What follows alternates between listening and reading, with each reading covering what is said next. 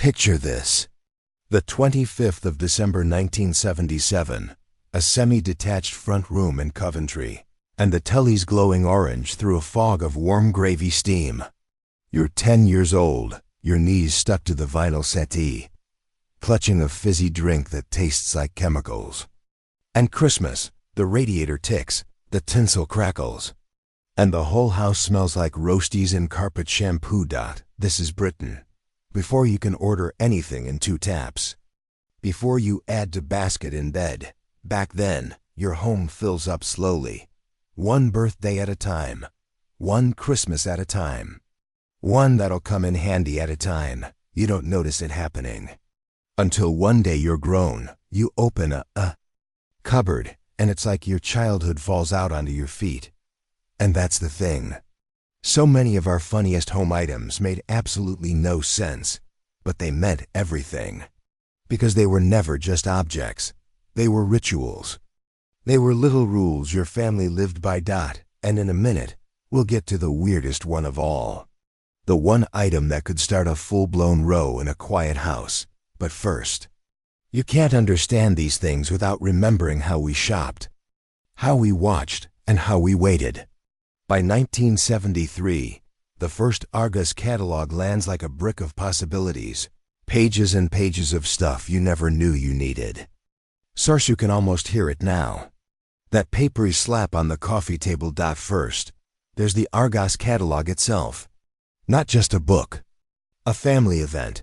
You rest it on your thighs and it warms up like a sleeping pet. The pages smell of ink and ambition. And your finger leaves faint sweat marks as you circle things you won't get. Source, then comes the pen on a bit of scrap paper. The tiny handwriting. The sacred code. Next, the net curtains. Always there. Always judging. They scratch your forearm when you peek out, and they turn the outside world into a soft, wobbly aquarium.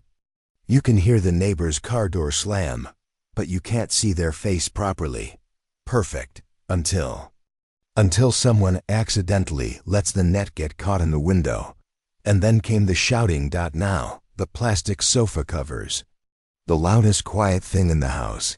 You sit down and it squeals against your school trousers. In summer, it grips the backs of your legs like cling film, and you peel yourself off with a little sigh of defeat. It never feels cozy. But it does feel correct. Meanwhile, on the mantelpiece, the ornamental soap. A bar you're not allowed to use. It looks like a seashell. It smells like a florist's freezer, and it stays dry for 5 straight years. You touch it once, just once, and Mum Sheila spots the fingerprint like it's CSI, gone. And right beside it, the good towels. The guest towels with the fancy edge. They're soft as a cloud, and you're never, ever worthy. After your bath, you get the rough ones that feel like sandpaper and regret. Sheila says the good towels are for best. Best never arrives. Then there's the tea cozy. A knitted hat for a teapot. Nanjing has one that's the color of an old bus seat, and it smells faintly of stewed tea and hand cream. You lift it up and the trapped heat puffs out, fogging your glasses like a tiny kettle breath. Nanjing calls. It keeping the strength in. You don't argue. You just dunk your biscuit and try not to look too pleased. And on Nanjing's table, lace doilies, everywhere. They're itchy. They stick to your elbows. They cling to the bottom of cups like they're alive. They exist purely to stop a table from doing what a table is meant to do. And yet, without them, the room looks naked. Now, the potpourri bowl. The one that turns into dust. It sits there like dried crisps for adults, smelling of old perfume and loft insulation.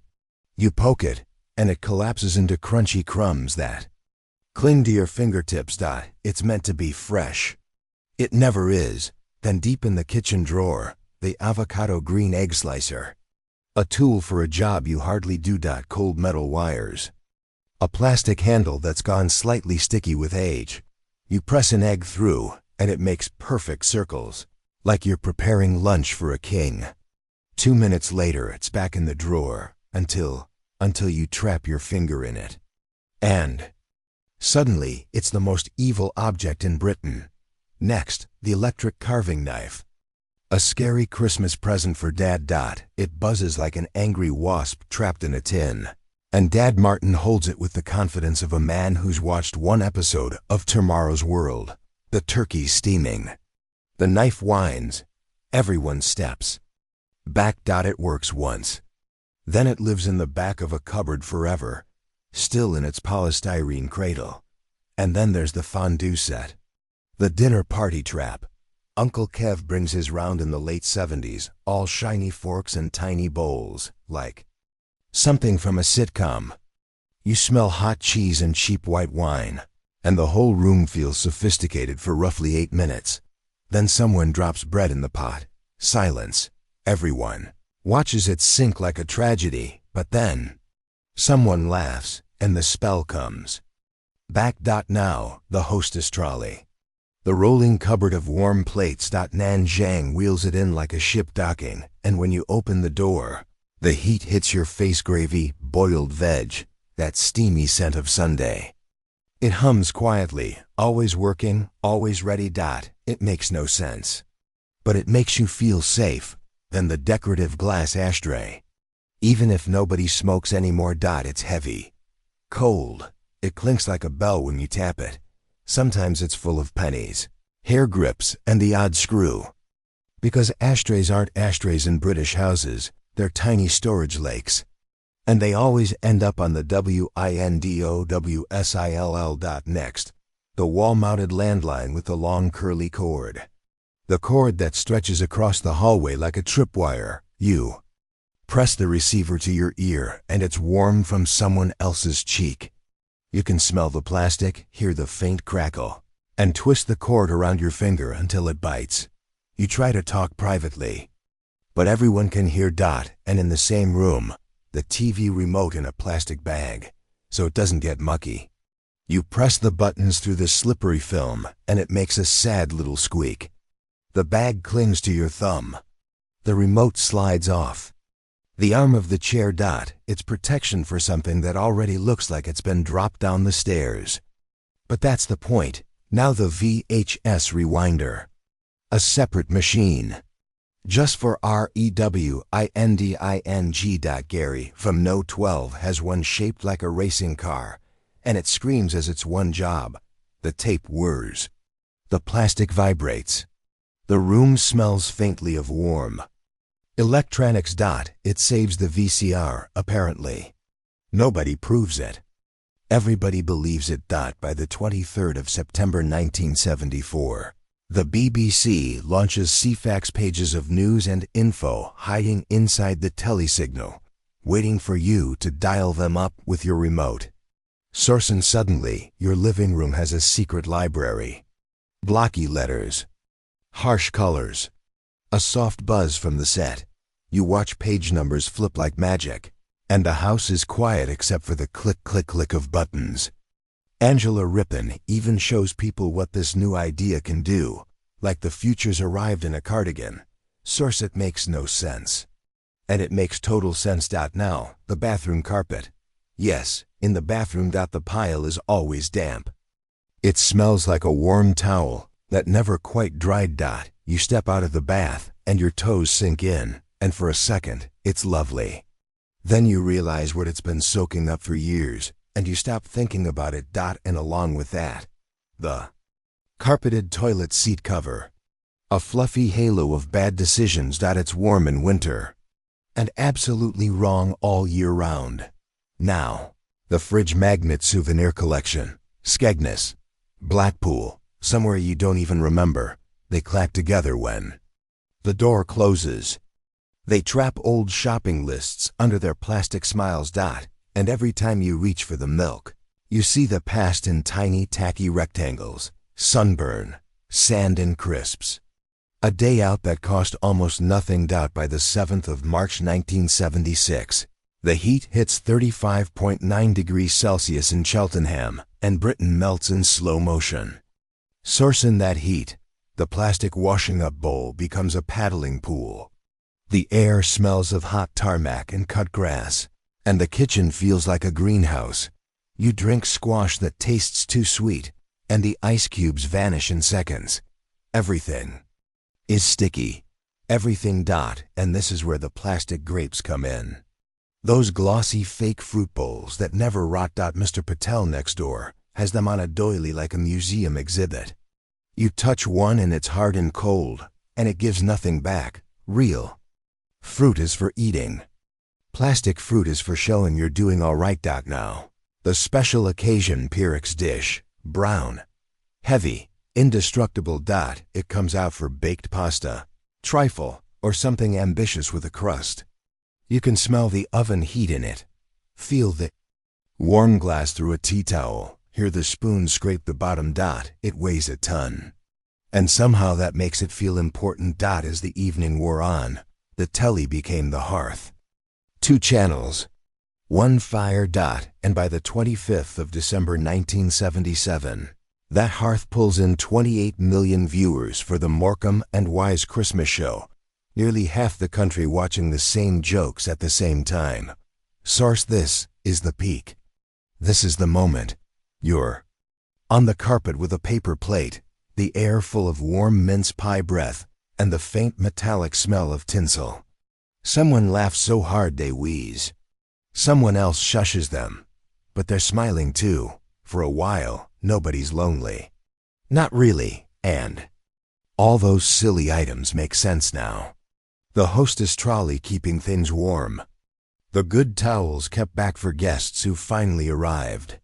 The ornamental soap sitting there like a tiny promise. You can hear the canned applause. You can hear your dad's laugh over it. Warmth, together. But then, the house goes quiet again. And the objects stay behind. By the 15th of October 1987, the wind starts to talk differently outside. A low moan.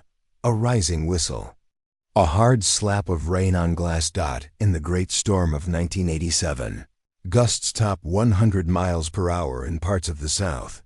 18 people die, and about 15 million trees come down whole. Landscapes changed overnight. Source: in your house, you listen from bed. You feel the window panes tremble under your fingertips. And the weirdest comfort isn't a torch. It's the old battery radio in the kitchen drawer. Crackly voices, a warm plastic smell. The little dial that feels gritty as you tune it. It makes no sense to keep it. Until it suddenly does. After, you find candles in a box you forgot existed. Half melted, bent, smelling faintly of last time. You light one and the flame dances on the wallpaper. And for a moment, your living room looks like a storybook. Not modern, not bright, but alive. Now, we promise the strangest item of all. The one that can start a proper argument. It's not the fondue forks. It's not the carpeted loo seat. It's the good scissors. The scissors that cut properly. They live in a drawer that never shuts. Tangled in string, sellotape, dead biros, and mystery batteries. You pick them up and they feel perfect in your hand. Solid and sharp. You use them once on wrapping paper. Then, Mum Sheila appears. Like a ghost. Those are not for that. Those are for fabric. And suddenly you're in trouble for a crime you didn't know existed. Until years later, you become the adult, and you buy your own good scissors. And you guard them the exact same way. Because some things aren't logical. They're family law, unwritten, unbreakable. Resolution, reflection, final 60 to 90 seconds. So, yes, these home items were ridiculous. Plastic grapes, tea cozies, Hostess trolleys, remote controls in plastic bags. But they held our days together. They filled the quiet spaces with little habits, little comforts, little jokes you only get if you were there. They were Britain. In miniature. Practical, strange, warm. We had less. But somehow it felt like more. If you experienced homes like this, you know exactly what I mean. If this brought back memories, share it with someone who remembers. Please subscribe to keep these stories alive. Drop a comment with the one silly household item your family treated like treasure.